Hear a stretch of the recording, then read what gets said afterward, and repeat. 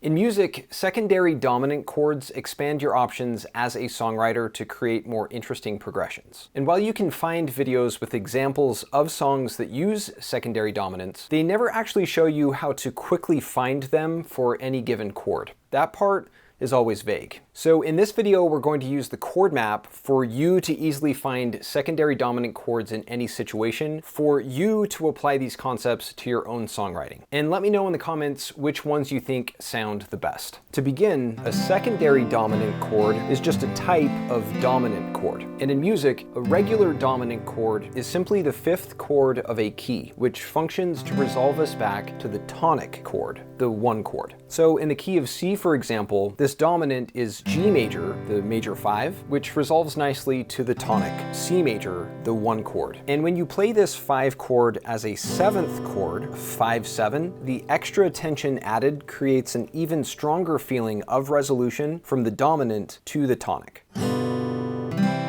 Now this is just one example of a dominant chord in the key of C, but the same idea applies to all 12 keys, and the best way to picture this is using the circle of fifths, like this. With all of the major chords in a ring at the center, all of the minor chords in a ring around that, and all of the diminished chords around the perimeter. With the harmonies all arranged in this way, the chords in each key are grouped together. Like in the key of C, chords C, D minor, E minor, F, G, A minor, B diminished, and C are the 1, minor 2, minor 3, major 4, major 5, minor 6, diminished 7, and 1. In the key of G, the numerals rotate so that chords G, A minor, B minor, C, D, E minor, F sharp diminished, and G become the 1, 2, 3, 4, 5, 6, 7, and 1, and so on. In the same way, around all 12 keys in the circle of fifths. So again, looking at the dominant chord in the key of C, we find that it's right here in the center ring, the G chord, immediately next to and clockwise of the tonic, C1. This G5 resolves perfectly to C.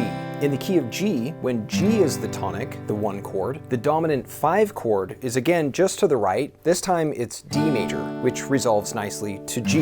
And going around the circle, this positioning of the dominant is consistent, where it sits next to its respective tonic chord in every key, situated in this center ring on the chord map. So now expanding this idea to secondary dominants, these are the chords that resolve to harmonies other than the tonic of a key. That is, secondary dominants are chords that temporarily tonicize another chord that isn't the actual tonic of a song. Looking at the key of C, for example, C major is the tonic chord, 1, and its dominant is G, 5. But what's cool is that all of these other chords in the key also have their own dominant chords, which are secondary dominants. Let's go through the secondary dominants of each to see where they're found in the circle of fifths, and as you'll see, there's a clear structure to how they're all laid out. The most common secondary dominant that you'll hear in music is the one that resolves to the 6th chord of a key. In the key of C, the minor 6 is A minor, and its secondary dominant is the E7 chord, or just a plain old E major chord. This 5 of 6 chord, also known as the major 3, is what gives Roy Orbison's song You Got It its distinctive sound, in the key of A.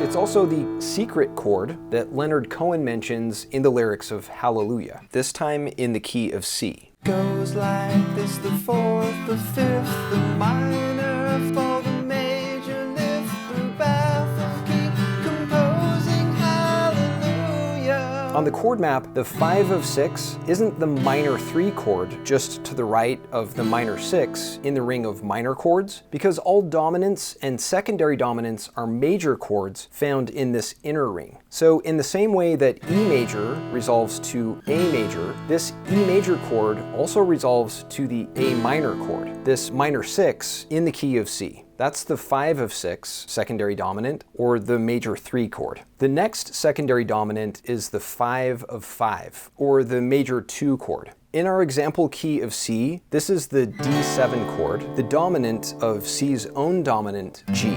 This 5 of 5 chord shows up in a lot of songs and has a kind of retro sound, like in the old holiday song Blue Christmas, written in the key of E. Doing alright with your Christmas of white, but I'll have a blue, blue Christmas. And in their song Crazy Little Thing Called Love, Queen used the 5 of 5 in the key of D to give the tune a throwback feeling.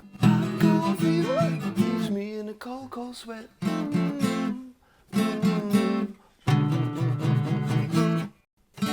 The next secondary dominant is the 5 of 4, which is just another name for the key's tonic chord, 1 itself, but with a 7th note added to give the harmony some extra tension. This movement from the 1 chord, or 5 of 4, creates an interesting progression that briefly shifts the pattern away from the tonic before eventually returning to the tonic once more. The Beatles song Hey Jude in F is often cited as an example of this concept, but other songs by Paul McCartney use the 5 of 4 as well, like the tune When I'm 64 in the key of D flat. If I be out till 2:45, would you lock the door?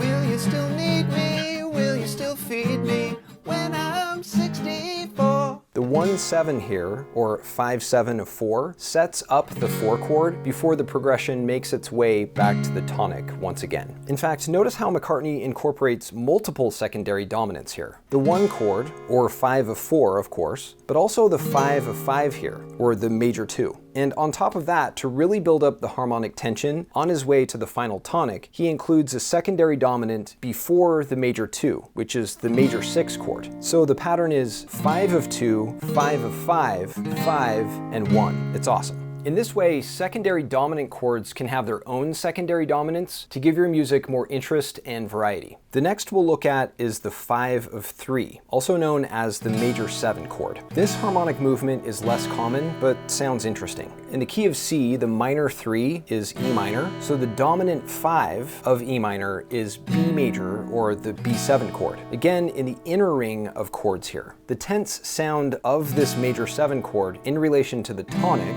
1, makes for an especially dramatic progression that you can use to create some cool movement. And finally, the last secondary dominant we'll look at here is the 5 of 2, or the major 6 chord. Like some of the other types we've explored, the 5 of 2 evokes the feel of a bygone era, because it was more common in previous decades. An example of this chord pattern is in the Beatles' Maxwell's Silver Hammer, in the key of D. Joan was quizzical, studied metaphysical science in the home. So in this way, secondary dominants add interest and variety to songs by expanding your options when writing chord progressions, and by extension, the melodies that go with them. And as one last song example, Elvis's Love Me Tender in the key of D is a great illustration of multiple types of secondary dominants, including a 5 of 5 chord, the major 2, a 5 of 6, or major 3, the 5 of 4, major 1, and the 5 of 2, the major 6 chord, where each adds to the harmonic nuance of this progression. Love me tender, love me sweet,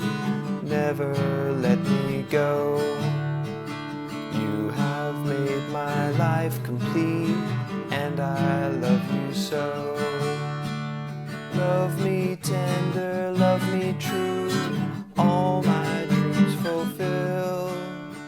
For my darling, I love you, and I always will. As we've played through each of these examples, you'll notice that the same structure and layout of chords is consistent from one key to the next. It doesn't change, so once you know where to find the 5 of 6 chord, or the 5 of 5, the 5 of 4, 5 of 3, or 5 of 2 in any given key, you immediately know where to go in all of the other keys, since the circle of fifths is symmetrical. And using the chord map, it's no longer a guessing game. You can just keep rolling as you compose progressions. So if you'd like to get your own, check out the link in the video notes. It definitely helps to streamline the creative process.